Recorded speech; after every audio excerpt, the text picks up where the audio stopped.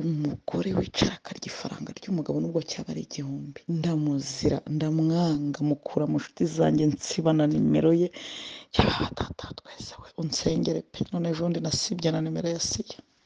aba bantu nta kibazo bafitanye. Umugore utari inyangamugayo azamvire mu buzima, ritari kuzasigara ndi njyenyine kujya ngendana n'ibirara by'abagore nzi ngo ni abantu bazima, ari abantu buzuye ubunyoni n'ubunyema n'ubukiye. Baba data we, igihe cyose uzafata umwanya wo gukomeretsa umuntu umukomerekeje mu cyamukomerekeje, nta mahoro nawe uzabigiriramo, kubera ko urabizi neza yuko uyu muntu urimo ukomeretsa mu nkovu ye uzaba uri guhemuka, kandi si we wenyine uhemukira. Sinzamubabarira pe pastor, nta kintu kimwe uzankorera kihabaho kuri iyi si nzamubabarira. Azibana nsibana, umuntu ukinisha umutima wundi akagutwara umwanya umwe, akagutwara umwanya wawe akakubabaza. Nari nguhaye urugero rw'uwo mukobwa wagiye gukingirwa atageze kwa nyirasenge. Ubundi hari n'umucerega tugomba kujya twemera tukanawubaha. Urangiyewe nakundana n'abantu b'abagabo, nakumaza umunsi turara tureba twirirwa tureba, ariko mbizi ko ninanabivamo utazababara cyane kuko nta cyawe nariye. Urumva ni gake cyane nshobora kwemera n'igiceri cy'atanu cy'umuntu w'umugabo. Ngewe buranemeye ibyawe nkavuga ngo uyu mugabo tugiye gutangira kwemera ibintu bye pastor, ninkubwira ko umuntu w'umugabo yampaye ikintu nkacyakira. Ndise ukuntu bavugaga Mutesi nabi, numvaga nta muntu uzakandagira mu bukwe bwe. Ati weho wivuga ngo inkuru za Mutesi nuzazivugaho, ati uzazivuge kandi uvuga ibibi, ati kuko ibibi biraducururiza kurenza ibyiza. Marene wa Mutesi, hari abamarene bajya hariya bakicara bazi ko bagiye kwifotoza, akabazi yuko mbese kamera zose ziraba zimutunze, abantu bose barabamureba kuko hegereye umugeni. Oya, reka mvuga iri jambo rivuga ngo niwe muntu uciye agahigo ndetse no kwisi. Twagiye dukurikira ubukwe bwinshi, nta bukwe buratanga kado 200. Ntekereza ko na kado 50 zitaratangwa.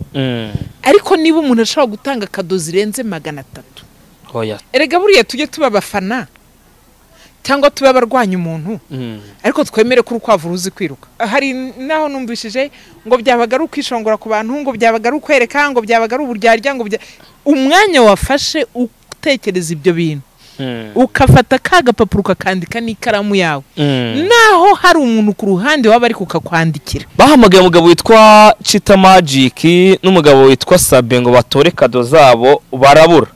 Abantu muri sare babyakiriye gute mamenya ntumbeshye?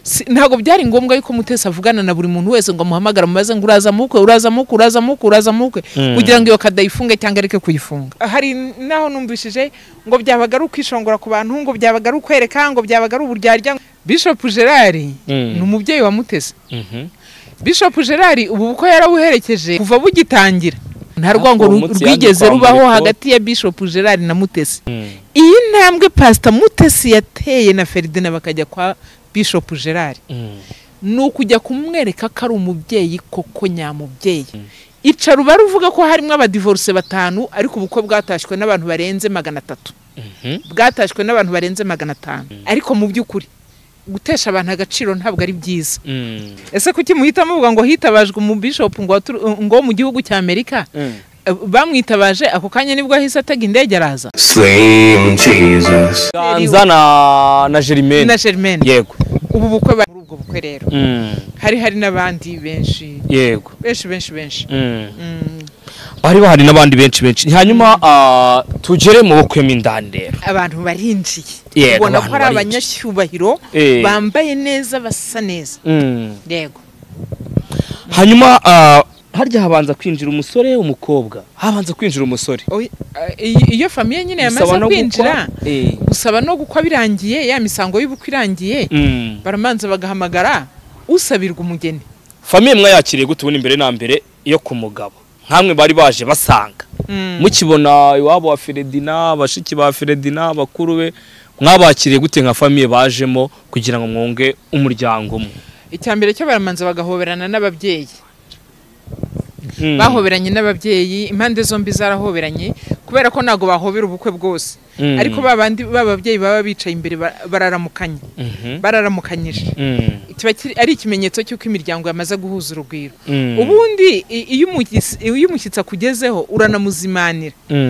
twarabazimaniye nyine icyo kunywa ahasigaye batubwira amagenzi batubwira icyabazanye yego natwe tubaha ikaze namwe mubaha ikaze yego hanyuma reka nigarukire hano mubaje kubaha ikaze babyakiriye gute nk'abantu baje basanga ubukwe busa nkaho bwatangiye guhumura nako imisango gusaba no gukwa itangiye guhumura yego Ikinyarwanda ngoresha abantu batacyumva no gutangira yego no kuvuga ngo nabo babonye ukuntu icyambere cyo ugera ahantu iyo ubonye umuteguro waho ukabona nabo usanze uko basa uhita ubona ko ibintu ari byiza nabo bari bishimye bari banezerewe bari bakeye ku maso icyo cyo ndagihamye 100%. Warabibonaga ukabona ko umuntu agusuhuza seka amwenyura wabonaga ko ibintu ari sawa bitari uburyarya nta buryarya bwari bubirimo hanyuma ati nta buryarya bwari bubirimo hanyuma twizire umusore n'umukobwa barinjira mwabyakiriye gute mwavugize impundu yego kwa kundi bavuga ati mutwereke uwo dusabira uwo basabira Ferdinand n'abari bamugaragiye barinjira yego bambaye neza imikenyero myiza cyane bambaye imikenyero myiza cyane barinjiye Ferdinand inyuma y'urumva nyine hari abagenda imbere Ferdinand na Pare bagendamo hagati hari na babiri baje babaherekeje bari inyuma yabo yego barinjira Ferdinand asuhuza famiye nyine ari gushakamo umugeni suhuza ababyeyi hanyuma baramwerekana muri famiye ya Pastor Mutesi hanyuma na famiye yo kwa Ferdinand nyine nayo iravuga iti umusore wacu n'uyu nguyu kwa kundi nawe mwe musanzwe mubizi mu misango y'ubukwe kumwe bikorwa nyine abantu barabireba kumwe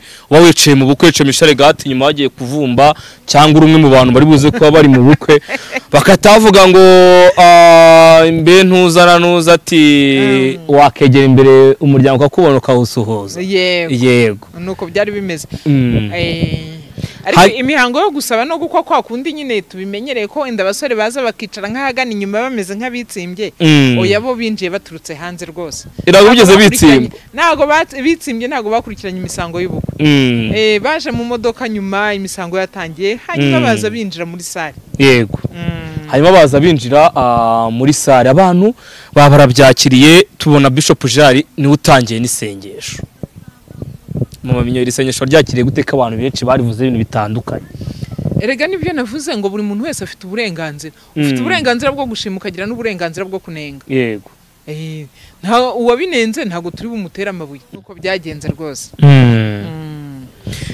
abagabo bakoma bavuza impundu abagore harya abamama bavuza impundu abagabo bakoma amashyi rero mpamvu bavuze ngo muri buriya ko harimo ingoma amashyi nyinshi bamwita ingoma amashyi n'abameze bate koko ni abantu urumva baba bagiye kuvumba ariko batabura harimo ba Profete Noheli n'abandi batandukanye ba Imenagitiro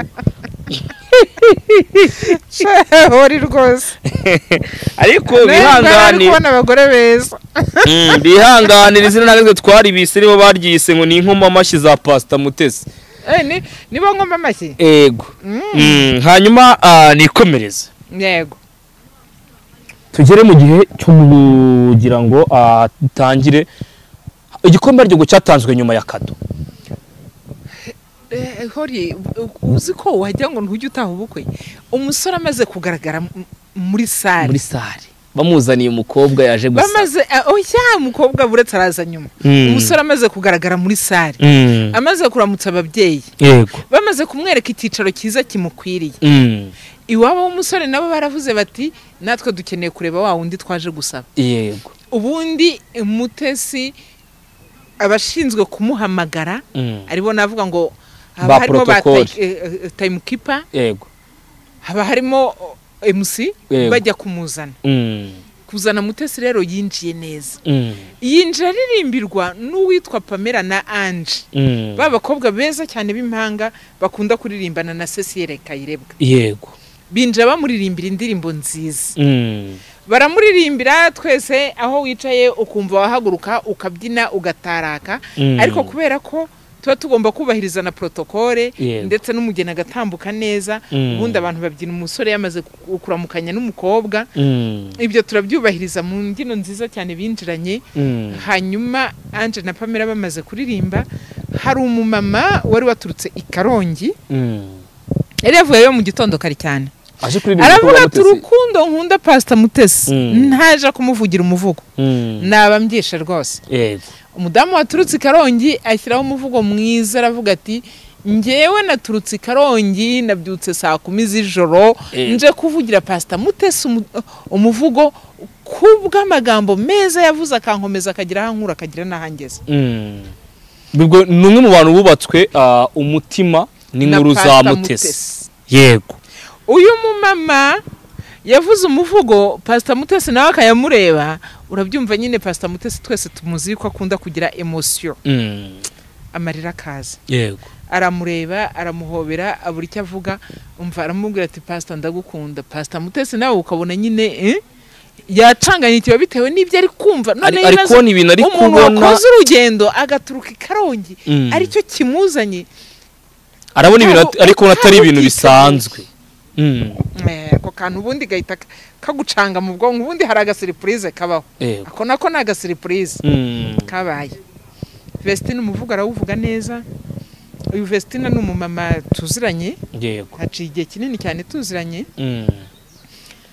ariko nubwo twari tuziranye ntabwo nari nzi nyine yuko yateguye umuvugo nk'uri yampamagaye mu gitondo nanjye ambwira ati unteze imodoka ndajenje mu bukwe bwa Pastor Mutesi ni ukuri ni karibu ati nyaruka yego ubukwe buraryoha Pastor Mutesi birarangiye hanyuma umusaza wasabwaga umugeni aramwakira amaze kumwakira amusikiriza umusaza wasabwaga umugeni umusaza wasabaga umugeni amuhereza Ferdinand yamusabiraga yego barahoberana karahava gusa aho tugeze ku mpano Ferdinand aramanza ahereza Mutesi impano nziza cyane funze nini urukado rubyibushye yego na Mutesi ahereza Ferdinand impano yego ariko Ferdinand afite pare mwiza Mutesi akagira marene mwiza ibyo ntago rwose umva nabivuga nkongera nkanahagarara narangiza nkavuga ngo marene uramuzi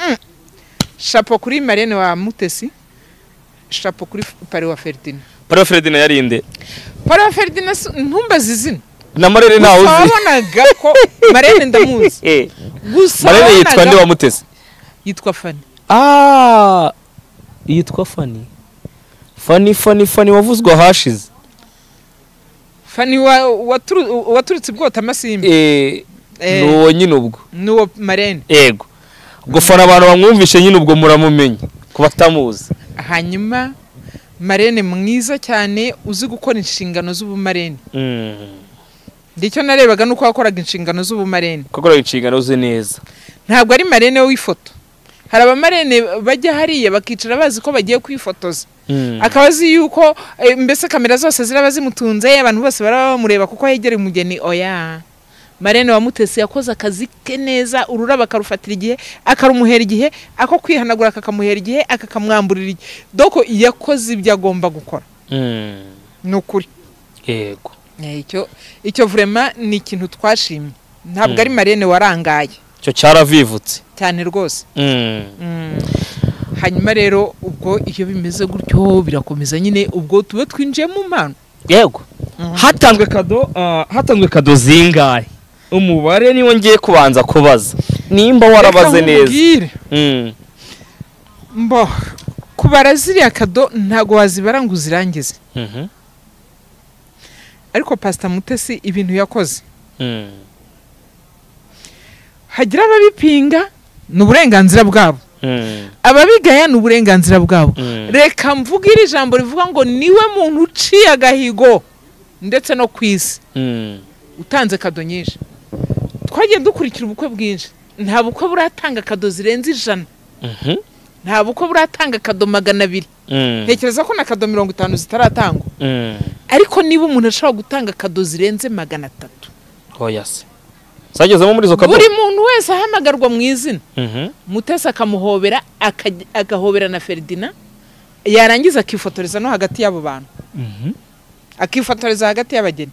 Mutesi niwe muntu uciye akagahigo ko gutanga kado nyinshi. Nukuri muntu ukurikiye iki kiganiro ubishyira no muri comment. Uziko hari umuntu twari twicaranye yaravuze ati naho yabayishyizemo kamambiri za umoji ndazakirana umutima ukunda zikaba ari kamambiri zigeze kuri 300. Cyaba ari igikorwa kidasanzwe. Yego. Kandi ntiyibeshye ku ikarito ya buri muntu. Hakaba handitseho izina. Ntabwo byari kuvuga ngo urahaguruka uzufate. Buri muntu wese yabashe kwandikaho izina rye. Niba wafashe umwanya wo kwandika izina rya buri muntu ku buryo buri muntu ari buhamagarwe mu izina rye, ni igikorwa kidasanzwe. Abantu harimo imbaraga nyinshi zikomeye. Sha harimo icyambere cyo nidushaka tuvuga ngo harimo imbaraga z'amafaranga, harimo n'imbaraga z'umwanya, hari n'imbaraga zo gutekereza n'urukundo rwinshi kabisa. Hori nkunzi iryo jambo ukizeho. Erega buriya tujye tuba abafana cyangwa tuba abarwanya umuntu, ariko twemere ko urukwavu ruzi kwiruka. Yego, runaryoha. Yego, ibyo ni ukuri. Kuko naho wavuga ngo wabaguri hari naho numvishije ngo byabaga ari ukwishongora ku bantu, ngo byabaga ari ukwereka, ngo byabaga ari uburyarya, ngo umwanya wafashe utekereza ibyo bintu, ukafata kagapapuro kakandika n'ikaramu yawe, naho hari umuntu ku ruhande waba ari kukakwandikira, akandika Hori, Manuel, Mama Mignone, runaka, akandika amazini 50, 60, 100. Uyu muntu abakomeye. Maminyo, muri kado hawe miki nibanga. Impano y'umuntu nibanga personnel ariko ntabwo iciriritse. Kado yagiye hanze iravuga. Kado yamaje guhabwa nyirayo. Oya? Umuntu ushobora kuba yizi n'uwo tubana mu nzu. Wenyine.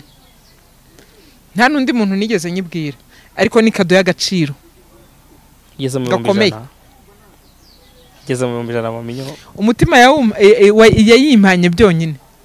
Niyo yaba ari ibiceri 200 waba ikaze. Wiyiciriritse bene ako kageni. Hoya. Ntunayibarira 1000, ntunayibarire 2 cyangwa 3 cyangwa 5. Sinanayibarire mu 10. Icyo nziyo nuko ari kado y'agaciro gakomeye. Ubwo abantu batwumvisha nyine bumvisha barabarira. Ari muri gutwumva ubwo aho mubarira kado naho uyizamure uyirenza nibarire mu 1000, 2, 3 cyangwa 5 ni maho. Oya navuze ngo muyibarira we nukuzamura maho urenge naho wavuze wewe. Okay. Ubwo barenge kuri 5. Aha hanyuma atwikomereze. Haba habuze kado shawo waba umupfobeje pastor wacu. Ubwo ni mu 10. Urenzeho nushaka unarenzeho ntacyo bitwaye. Okay. Haba habuze kado y'umusaza witwa Bishop Gerard.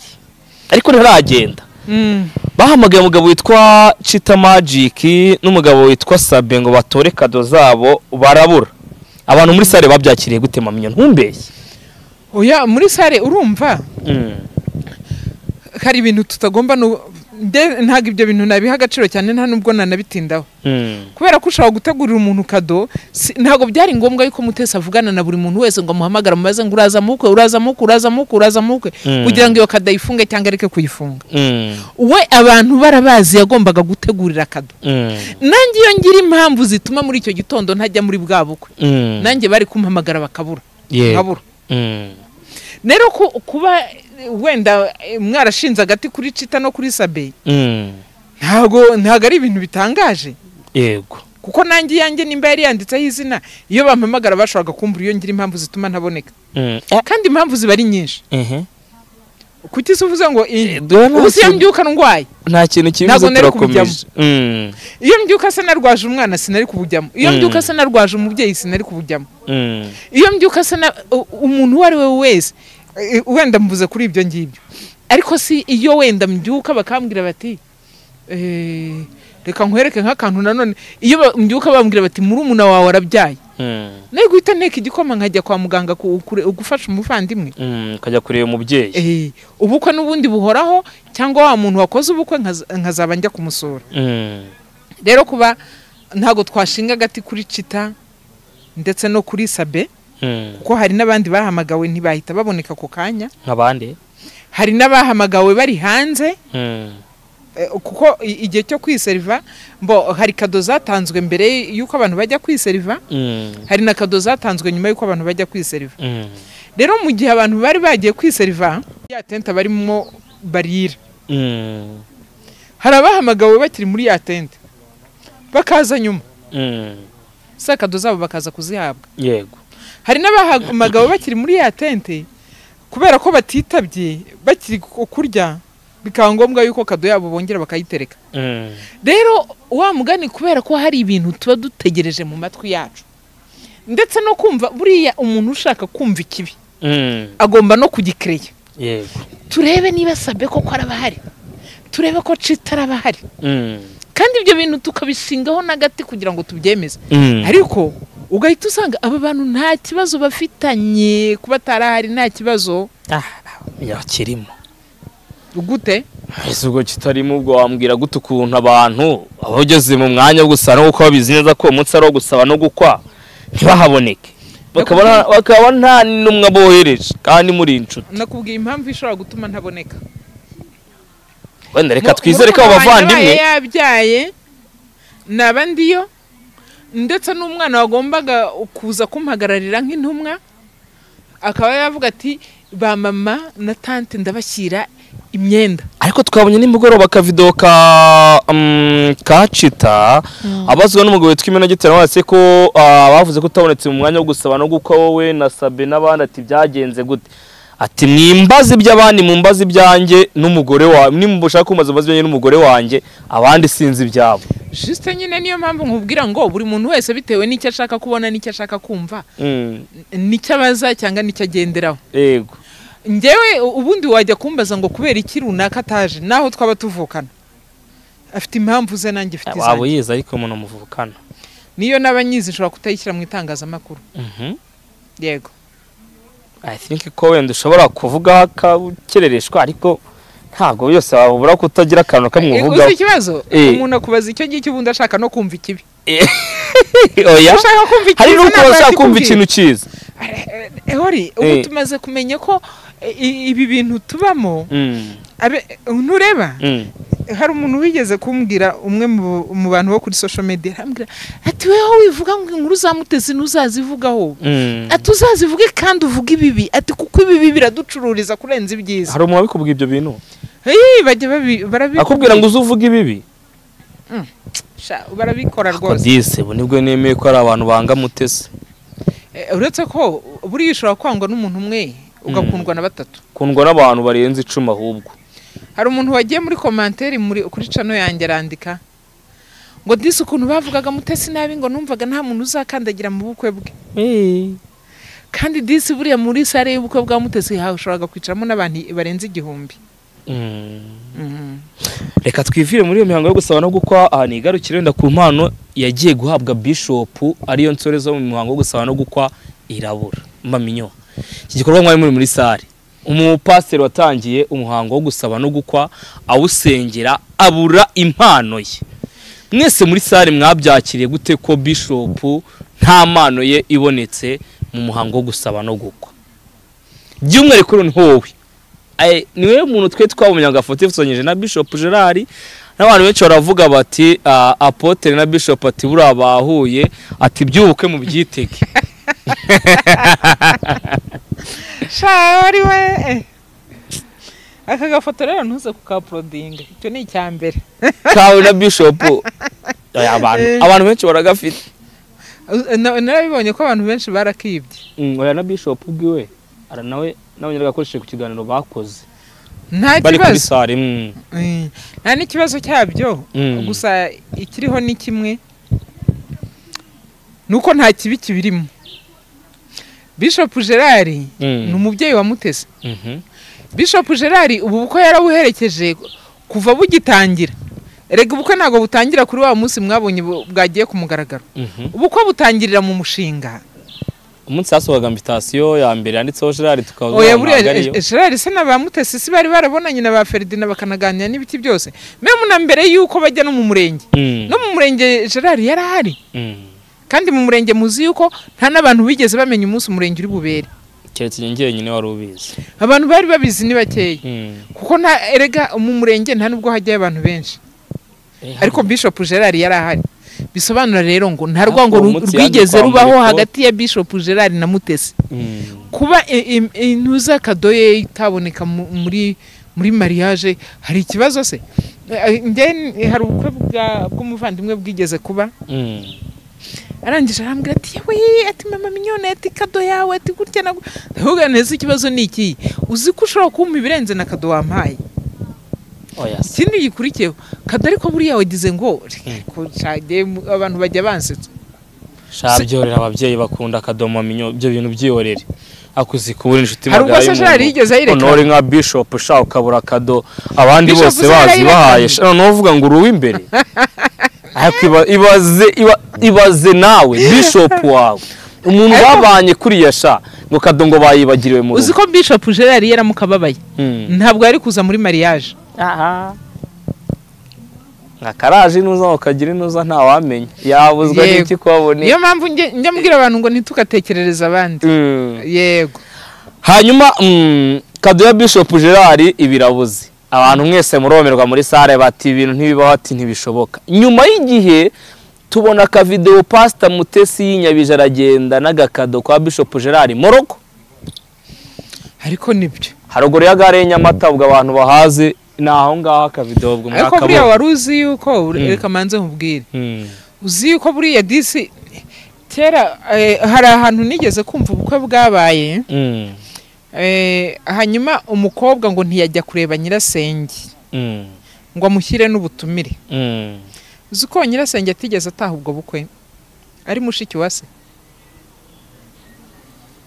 icyo nshatse kuvuga ni iki iyi ntambwe Pastor Mutesi yateye na Ferdinand bakajya kwa Bishop Gerard ni ukujya kumwereka ko ari umubyeyi koko nyamubyeyi izindi ngo se ko batazigiyemo ntago bagiye kwa Chita ntibagiye kwa Sabe banyarukira kwa Bishop Gerard nari ngo hari urugero rw'uwo mukobwa wagiye gukingirwa atageze kwa nyirasenge ubundi hari n'umucerega tugomba kujya twemera tukanawubaha tureke ibi by'itangazamakuru byabaye ingurutse umubyeyi umusanga ahari ukajya kumubwira ikijya mbere nawe akaguhereza umugisha wa kibyeyi yego twiviraho mete ninjira muri mariage ku munsi weje ku cyumweru ariko sindahajya ngaruka inyuma gato mu cyumweru mbere ya mariage mwari mwiteguye gute ukuntu mariage izayimeze ku bantu mwabonye dote gusaba no gukwa mwari mwiteguye mariage gute byari umva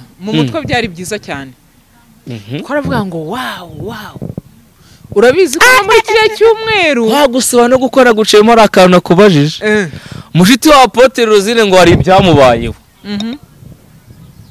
byagenze bite ko mu makuru dufite ngo yagiye ngo gufata agakado ngo itara rimuzimiraho abenshi batuye mu mama mu mwitondera akora n'imyuka mibi warabibonye kuri social media buri muntu wese navuze ngo afite uburenganzira bwo kuvuga icyo ashaka no kumva ibintu uko abishaka kimwe cyo Apostle Rosine nta kibazo afitanye na Pastor Mutesi ikindi cya kabiri ndi umugaruke kuba umuriro wabura yego nta gitangaza kibirimo ukibona kuri social media banditse ngo Apotre Rosine ibikini bikingakurana n'imyuka mibi ngagira gute wabyakiriye gute nyuma yuko amatara muzimye muri saro ukabona umuvuzi wo birabera cyambere cyo byakiriye gute nk'inshuti ye narababaye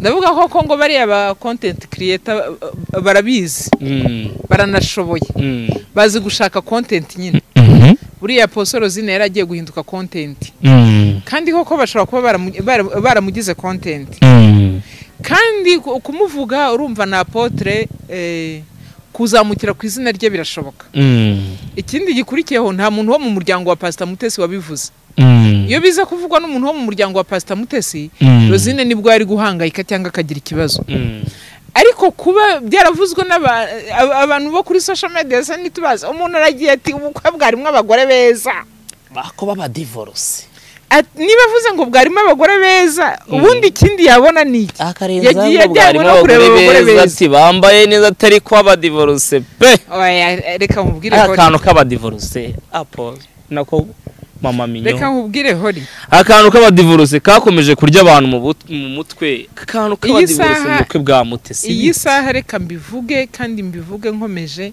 nushaka uzambabarira aka kantu gashyira imbere nigeze kubivuga no mu bindi biganiro nagiye nkora igihe cyose uzafata umwanya wo gukomeretsa umuntu umukomerekeje mu cyamukomerekeje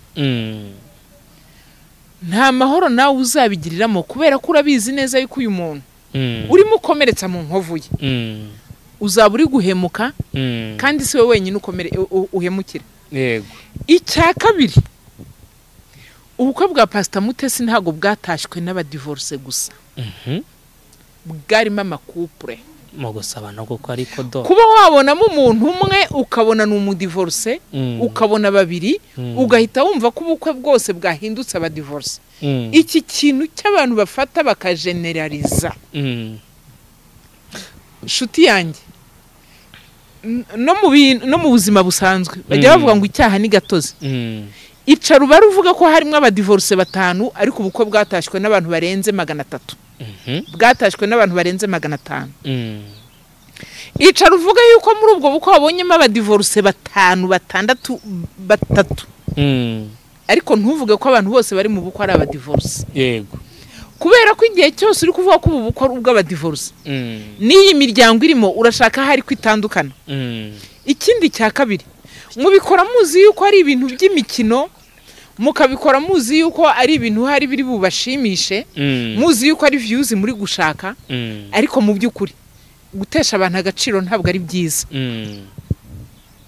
hari n'undi muntu hari itundi tuntu numvishe twenda kumera gutyo n'utuzina tundi numvishije batanze mba ntashaka gusubiramo yego ariko reka mbabwize ukuri kiza cyane mwabyo birenze ko ubwo nanze no kutubaza reka mbabwize ukuri mw'abantu mwe mukora ibi biganiro kuri social media hari igihe muhura n'abantu bitonda mukagira ngo abantu bose baritonda ariko hari umuntu ushobora guhaguruka muri buriya bukwe yarajyanye n'umugore we agahita avuga ati ko nari ndi n'umugore wanjye ku cy'ubukwe bwose mu bwitu bw'abadivorce nkeneye uburenganzira bwanjye ntago yavuga ko akeneye uburenganzira bwe kandi waravuze abadivorce atari umudivorce akeneye uburenganzira bwe gute kubera iki muvuga ko ubukwe bwose bwatashywe n'abadivorce ubukwe bwarubwe oya kuki muvuga ko ubukwe bwose bwatashywe n'abadivorce abantu bose bagiye batubwira babugiye ariko ntago muzi itegeko risobanura iyo ufashe umuntu ukamucengeza muri groupe y'abantu atarimo ashatse yajya kukurega asaba ubwo burenganzira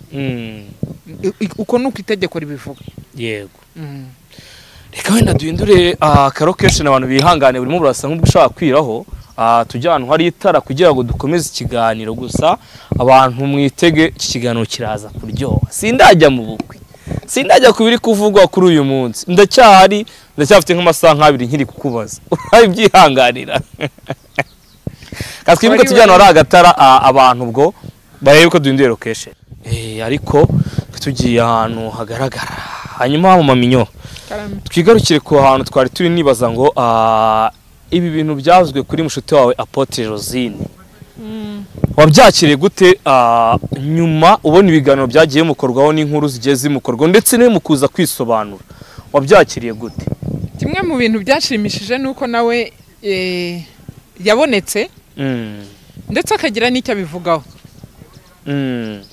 nakubwiye ngo uwabibonye amuzi yarababaye yego kubera ko ntabwo ibyo bintu tubimuziho nimba tutabimuziho rero kandi tukaba tuzi ko nta n'ikibazo afitanye na Pastor Mutesi ntabwo yari kujyana y'imyuka mibi cyangwa ngo agire ikindi kibajya gukorayo kubera ko nta kibazo bafitanye iyo basa nkaho bafitanye ikibazo nibwo byari kuba nyine ari ikibazo n'ubundi yego ariko nta kibazo na kimwe bari bafitanye ni nayo mpamvu ntago twabihaye agaciro ntago twabitinzeho yego turabizi nyine yuko muri YouTube inkuru zirahimbwa kugira ngo nyine views ziboneke yego oya n'abantu nge bankutima abantu ngo naba content creator buracya mu gitondo bagahimba ibintu bagomba kuvuga bakabishyira hariya kugira ngo views ziboneke. Yego. Ubu nejo bazahimba ibindi kugira ngo views ziboneke. Arabizi ko Zara nabuze muri iyi minsi bagomba guhimba cyane. Hanyuma twinjirire ku nkuru y'ubukwe. Yego. Hanyuma inkuru y'ubukwe ngo imeze gute? Ubukwe ku munsi w'ejo bwagenze gute, dore ko abantu benshi bafite amatsiko yabwo no kubwumva, ariko tutaragera twinjire mu cyumweru kijya gusatira ubukwe. Yego. Yego, ati ibintu byari bimeze neza cyane, reka niyinjirire mu cyumweru cy'ubukwe. Yego. Icyumweru cy'ubukwe mwari mukiteguye gute? Icyumweru cy'ubukwe twari twiteguye neza. Ibintu byose byari byiza pe. Cyane ko twabonaga ko dote yagenze neza. N'ubukwe twumvaga ko bugomba kugenda neza. Twumvaga ko bugomba kugenda neza.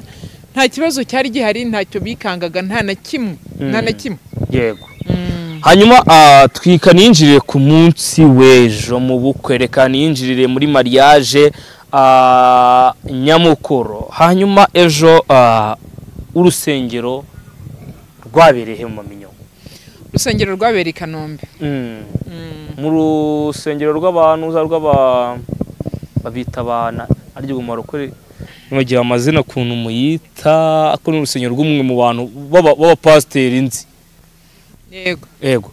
Hanyuma umuhango wo gusabana nako umuhango wo kujya mu rusengero gusezerana imbere y'Imana. Wenda wewe wahageze kare ku rusengero ndakeka. Ku rusengero ntabwo nagiyeyo. Kuko hari ibindi bintu ndari namanjemo. Hanyuma nakomeje nerekeza ngewe kuri sare. Waragane n'umuntu wagiye ku rusengero? Ntago nigeze mbigira amatsiko. Ntago bigira amatsiko. Abantu benshi bavuze ati ku rusengero hari habuze pasteur usezeranya Pastor Mutesi, biyambaza umwe mu bapasiteri wo mu gihugu cy'Amerika. Bamwita Bishop Habineza Claude. Yego. Kuba harabuze umuntu usezeranya uyu mama wanyu bigasaba ko hitabazwa umwe mu bapasiteri wo mu gihugu cy'Amerika. Ubyakiriye gute? Wenda reka inkuru abari ngiye kwibwirira. Niyo mpamvu nyine mbyumva nk'ibi ngibi ngahita nseka. Ese kuki muhita muvuga ngo hitabajwe mu bishop ngo mu gihugu cy'Amerika? Bamwitabaje ako kanya nibwo ahise atega indege araza? Cyangwa n'ubundi yari afite gahunda yo kuba yaraje mu bukwe? Yaraje nk'umuntu uje gutaha ubukwe, ariko ibyo gusezeranya bitarimo. Rero nimba yaraje gutaha ubukwe, reka wenda nkubwire wenda kwa padiri, kubera ko niho nabaye igihe kinini cyane. Ngo uhora uri umusaseredoti iteka ryose. Na bishop azahora ari bishop ibihe byose. Ntekereza ko ari uko nguko byubakitse. Rero nta na rimwe igihe uri mu nshingano uhejwe kuba wakora umurimo w'Imana aho waba ugeze. Padiri yageze ahantu abantu baze kunkurikira neza. Abakatolike bo barabizi. Padiri yatumiwe mu bukwe. Akabuzamo bakinjira mu kiliziya. Nta na rimwe padiri yicara mu bakirisitu. Naho yaba atari uri bufata ijambo. Ahita ajya kuri altari. Ariho hitwa ku ruhimbi mu barokore. Rero uyu mupadiri n'ubundi ibyo bintu abasanzwe abizi biri no mu nshingano ze. Kubikora nta kosa riri birimo. Kuba bishop rero yasezeranye Pastor Mutesi, nta cyaha nta nikosa ribirimo, cyane ko yaraje aje gutaha ubukwe. Ntabwo yatunguranye. Nta nubwo shamana. Niyo mpamvu nyamuka agushaka views biragoye. Umenya niyo mpamvu hari ntege nzibona nyinshi. Kugira ngo hari nzibona nyinshi nanjye nuko najya nshyira mu twunyu ingo yari yabuze wapi. Baramwiyambaje baramwita gute se? Izo ni inshingano ze. Kandi ntabwo bamwiyambaje kubera ko ntabwo yaturutse muri Amerika diligence. Ni ibintu yari yarapanze kugira ngo azaze gutaha ubukwe. Umuntu watwerereye ibyo ntabwo yari kuhabura. Yego. Hanyuma mu rusengero ngo bibi nkunduro. Witwa Pastor Claude arafatwa ahagurutswa aho yari yicaye mu bapasiteri ngasuzuguwe cyane ngo bisaba ko bamujyana mu bantu basanzwe abakristo ngarivumba arasohoka. Ariko ngo uyu mugabo witwa Pastor Claude akari numwe mu bantu baterese urusengero ko ruzasezeranye Mutesi byageze ku itariki y'ubukwe. Pastor atazi umuntu azasezeranya. Nkibaza mu Maminyo ku ruhare rwawe byagera ku munsi wo kutaza abageni uzasezeranya wenda izi nkuru sugora bikubukwe bwa Pastor Mutesi. Niyo mpamvu nyine nakubwiye ko gushaka views biravuna. No kuzihimba biravuna. No guhimba inkuru biravuna. Ni nayo mpamvu mpora mbwira abantu ngo ibyo mwumva kuri social media ntimukabyegereza umutima. Ntago umuntu yewe reka mbabwire. Buriya biba binagoye wa mugani kuko abantu natangiye nanabivuga. Si ngombwa ko babyumva kimwe nanjye. Kandi si ngombwa ko amaso yabo areba kimwe n'ayanjye cyangwa amatwi yabo yumva kimwe n'ayanjye. Njye amaso yanjye ntajya abona ibibi n'amatwi yanjye ntashaka kumva ibibi. Yego. Ni nayo mpamvu ntavuga ko biyambaje Bishop Claude. Ahubwo nkavuga ngo uyu mugabo yakoze icyo yagombaga gukora nk'umukozi w'Imana. Nk'umukozi w'Imana. Hanyuma ibindi rwose aba creator content babivuge inkuru z'ibicumi z'ibijana zibe urusengero y'uburyo basezeranye n'abasezeranye ndabura tuzakabona kurigira neza mu minsi iri imbere. Yego. Twigarukire aho mwagiye kwakirirwa Ikinyinya. Abantu benshi bari bazi ko ibi birori bizabera kuri hoteli imwe muri hoteli za Nyarutarama. Biba birimuwe ngo kubw'abantu babaye benshi. Kuri wowe irihindurwa rya location y'ahantu abantu bazajya kwiyakira nyuma yo kuva mu rusengero waryakira ute mbere na mbere? Icyambere na mbere cyo byaragaragaraga yuko Pastor Mutesi ari bubona abantu benshi. Ukurikije nuko dote yari ihagaze. Ukurikije nuko abantu bagendaga bamuvugisha akabona babandi bari bahari muri dote n'ubundi baraza kwiyongera. Ahitamo aho kugira ngo ufate sale yakira abantu 500 ugahitamo gufata sale yakira abantu 1000. Kugira ngo abantu batazabura aho bicara. Cyangwa umuntu akaba yahagarara hejuru y'undi. Cyo gihe nibwo byaba biteje akavuye kurenza uko wahindura location kandi ukabimenyesha abantu. Yego. Rero kuba yarahinduye location nta kosa nta n'icyaha kibirimo. Yagombaga kubona ahantu abantu bazicara bakisanzura bakanezerwa. Yego.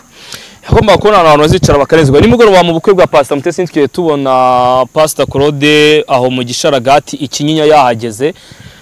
Ndetse abantu benshi banadiskize kutabona Uwanyana Asiya mu masharirene muri iki gisharagati batashye ubukwe bwa mushuti wabo Pastor Mutesi. Nkibaza kuba mutabonye Uwanyana Asiya nk'inshuti cyangwa se nk'umuvandimwe magara wa Pastor Mutesi muri iki gikorwa mwe mwabyakire gute nka bamwe mu bantu mwari mwiteze ko Asiya agomba kuzaboneka ahantu nka marene?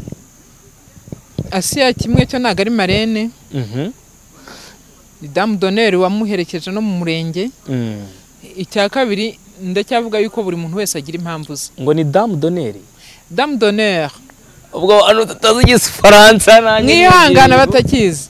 Agafaransa ndasigaye. Ariko wansobanura Dame bisobanuye iki? Nawe mwigeze kubyumva bari kuvuga bati no kugira ngo ugere kuri table d'honneur ni table d'honneur. Ubwo n'umumama waherekeje umuntu yitwa hari table d'honneur, Dame d'honneur, homme d'honneur, garçon d'honneur, fille d'honneur. Donc ni abantu b'icyubahiro bajya hafi y'umugeni. Yego. Hanyuma byaba byatewe n'iki kutabona Asiya muri ubu bukwe dore ko ari inshuti yakadasoka kuyu mumama? Navuze ngo buri muntu wese agira impamvu ze. Uko nagira impamvu zashaka gutuma ntajyayo ni nako Asiya yagize impamvu zituma atajyayo. Yego. Reka nivire kuri iyi nkuru nigarukira inyuma gatonya nizirego ubwo Asiya atabonetse muresha amajwi yavuzwe n'umuvandimwe nyuma yo kuva mu bukwe yicaye mu rugo aricara areba aravuga ati ariko Asiya udataha ubukwe bwanjye Asiya utaza mu gusaba no gukwa bitebye. Hanyuma basohoya no majwi reka nyakinira abantu bayumve ubwo abantu nibamara kuyumva ndagaruka nyabazaho byinshi dore ko aya majwi ari amajwi yatunguye abantu benshi yo kumva Pastor Mutesi avuze ibintu kuri Asiya. Reka nkakina abantu bakumva.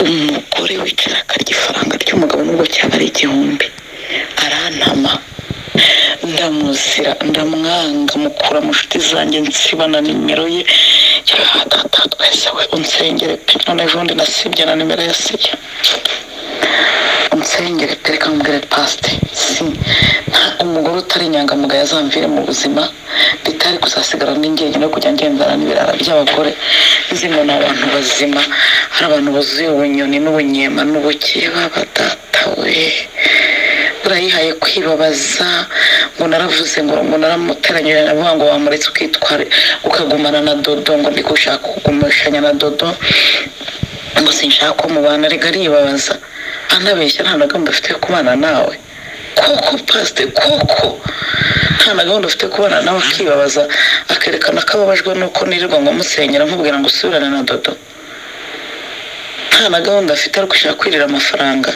mfa nkubwire sinzamubabarira pastor nta kintu kimwe uzankorera kihabaho kuri iyi sinzamubabarira azibana nzibana umuntu ukinisha umutima wundi akagutwara umwanya umwe akagutwara umwanya wawe akakubabaza yarakuririye n'amafaranga buriya njyewe nakundana n'abantu b'abagabo nakumaze umunsi turara tureba twirirwa tureba ariko mumbizi ko ninanabivamo utazababara cyane kuko nta cyawe nariye urumva ni gake cyane nshobora kwemera n'igiceri cy'atanu cy'umuntu w'umugabo njyewe buriya nemeye ibyawe nkavuga ngo uyu mugabo tugiye ngiye gutangira kwemera ibintu bye pastor ninkubwira ko umuntu w'umugabo yampaye ikintu nkacyakira ubwo uzamenye yuko uwo mugabo tuzabana usibye shitani yakwizanira ubwe akuzamenye ko ubwo tuzabana abagore tuzabagira gute abagore b'abatinda abagore b'ibisambo abagore barya utuntu tw'abagabo abagore babeshya abagabo inkondo shamana ndakwinginze wite buri wese ujya umuha ibihwanye n'ibyo yakoze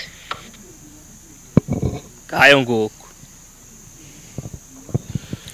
ni audio yasohowe na Pastor Mutesi avuga ati Imana Uwiteka ujyuha umuntu ibihwanye n'ibyiwe ndimo ndagenda ngana no ku musozo w'ikiganiro mama minyo y'inkunduro y'urwangano hagati ya Pastor Mutesi na Asiya muraza kwikoraho iki nka bamwe mu bantu b'inshuti zakadasohoka ba Pastor Mutesi ariko utarakomeza witonze gato ari byiza yuko twashwana uriya ngewe abantu benshi banzi mbayeho ntagira umuntu n'umwe nshwana nawe niyo mbonye ugiye kunzanaho ibintu byo gushwana mpitamo kuguhunga vuba ukanabyigumanira kuko nta muntu ufite gahunda yo kuba nashwana nawe cyangwa kuba nahangana nawe mu mico n'uburere natojwe ibyo ngibyo niko biri nubwo umuntu ashiduka yabyisanzemo cyangwa yabyibonyemo ariko ntabwo ari byiza yuko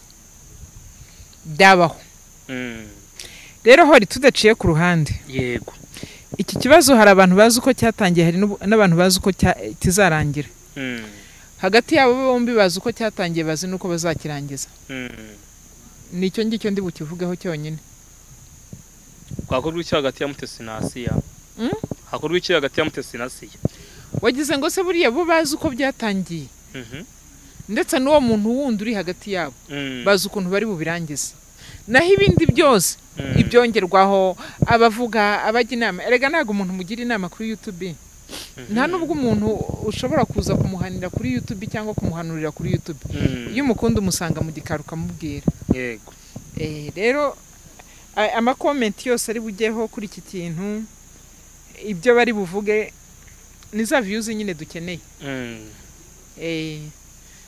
bo hagati yabo bazi ukuntu bizarangira yego hagati cyangwa se reka mvuge ngana ku musozo n'iki wabwira abantu bari bagukurikiye ndetse n'abantu bakunda Maminyoni arona nanyarukiye kwicano ye bakandeho subscribe abantu barebe muri community ya Slim Jesus barebe muri community noranwa bashaka barasanga channel ya Maminyoni bakandeho subscribe like share ndetse na comment ko tugana ku musozo n'ikiri ubwire Mutesi n'ikiri ubwire Feredina n'ikiri bubwire Asiya komeje gushwana n'uyu mama by'umwihariko dore ko inkuru zabo aho zigeze noneho aho zigiye kugera cyangwa se bigiye kubavugaho nabo kubyanganira ubwabo n'imiryango yabo bizagorana yego icyambere na mbere nababwira ngo ni mujye kuri Mama Mignone official mukore subscribe nanjye nzamuke musharinga ibiganiro byanjye munabyumve nkunda gutanga ibiganiro by'umuryango mwiza umuryango uri mu rukundo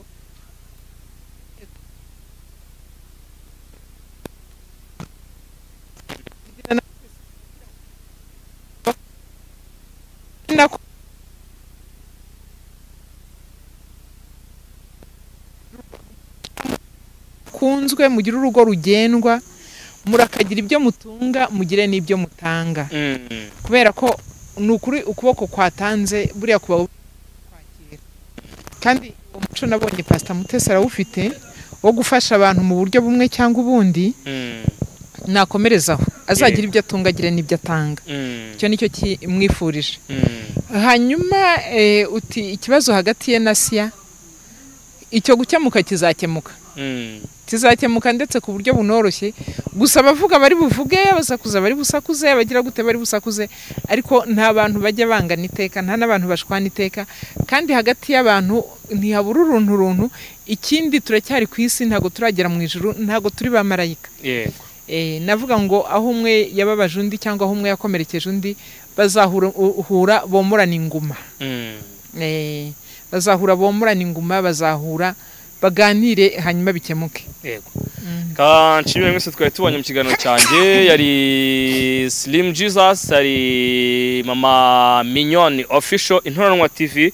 Mbashimire ku biganiro byacu mugenda mukurikira umunsi ku munsi, mbararikire kureba inkuru n'ibiganiro dukora bya buri munsi, kandi mukande subscribe, like, share ndetse na comment. Mabwire ngo ibiganiro byacu nakagaruka. Hasta la vista. Ciao ciao.